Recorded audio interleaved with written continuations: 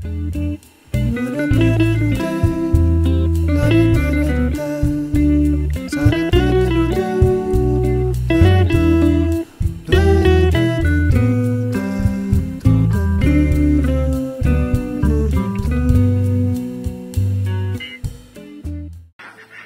guys, magandang araw po sa inyong lahat dyan at welcome back to my channel, Kadugsing.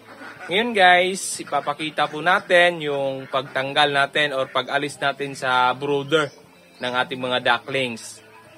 Pero bago yan guys, kung gusto nyo mga ganitong video, please like, share, and subscribe to my channel at pakihit na rin yung notification bell sa gilid para lagi kang updated sa mga bagong uploads natin.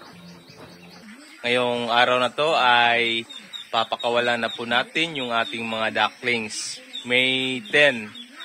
So, papakawalan na po natin sila sa brooder. Kasi nga, nasa mga 15 days na po sila. Kasama na yung 4 na araw o 3 araw galing sa pagka-hatch. Pangalawa, para i-training na natin sila sa mga tubigan natin dito sa, ayan, i-training na natin sila dito ng mga tubigan para less hassle na po tayo. Kasi nga, ang lalakas na pong uminom ng mga ducklings natin. Lagi na lang tayong nagre-refill sa kanilang painuman dito, yan. Ngayon guys, meron tayong nadagdag sa mortality. Actually, hindi naman siya namatay, pero atin po siyang ipipace out kasi nga muntik na mag-twist yung kanyang leeg. So, papakita ko po sa inyo. Okay guys, yung ating mga ducklings. Ito na yun guys. Muntik nang mag-twist yung kanyang leeg. Ayan. Atin po yung ipipace out guys. Yan ang makikita nyo. Ayan. Yan po. Yung analyze natin kung bakit sila nagkakaganyan ay infected sila ng bakterya. Meron nga iba guys na mag-twist na talaga yung ulo. Mahirap na makalakad at hindi na makakain kasi nga meron ng diferensya sa kanilang katawan. Bali, 3 yung ating mortality sa 320 sa 2 linggo. Yan po yung ibang mga ducklings natin.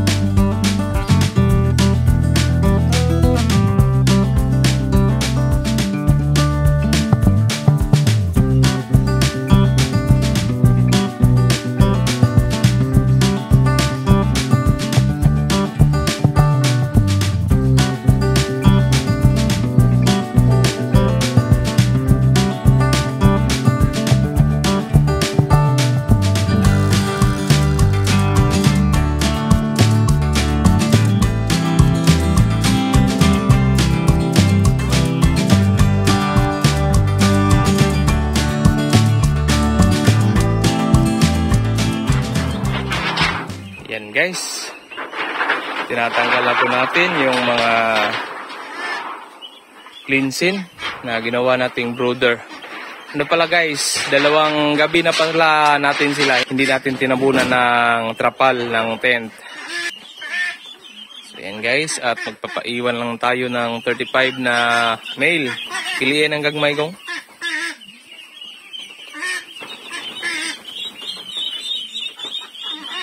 Papakawalan na din natin tong mga male. So talagang naninibago.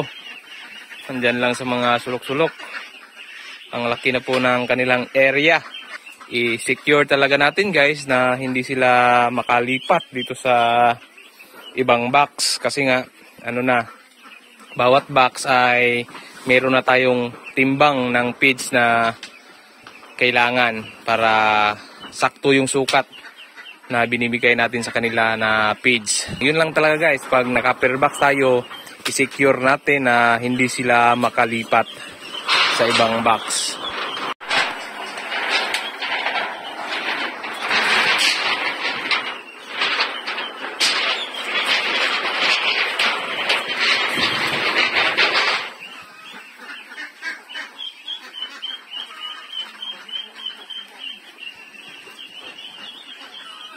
Ganyan lang guys, kasimple. Magtanggal lang mga ginawa nating brooder. Grower house at the same time, dito na din yung kanilang brooder. Mas convenience, mas madali na lang.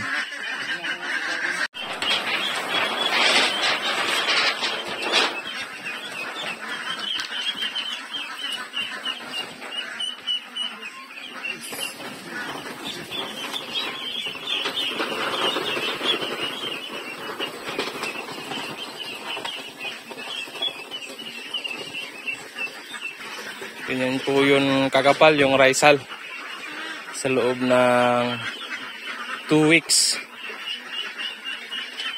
Ayan tayong isang nanghihina guys. Putang rin na rin gong.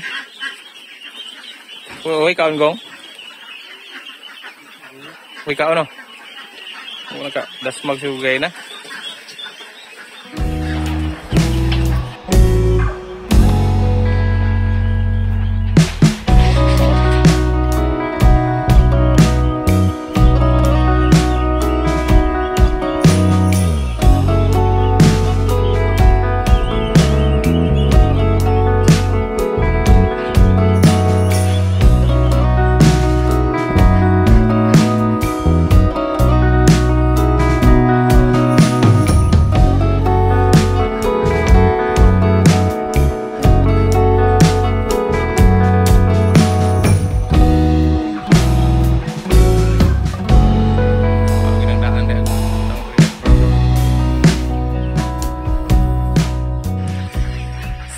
Ayan na guys, ito na po sila.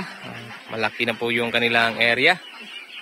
At ngayon, lalagyan na po natin sila ng mga tubig.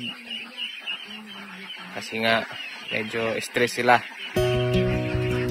Ayan.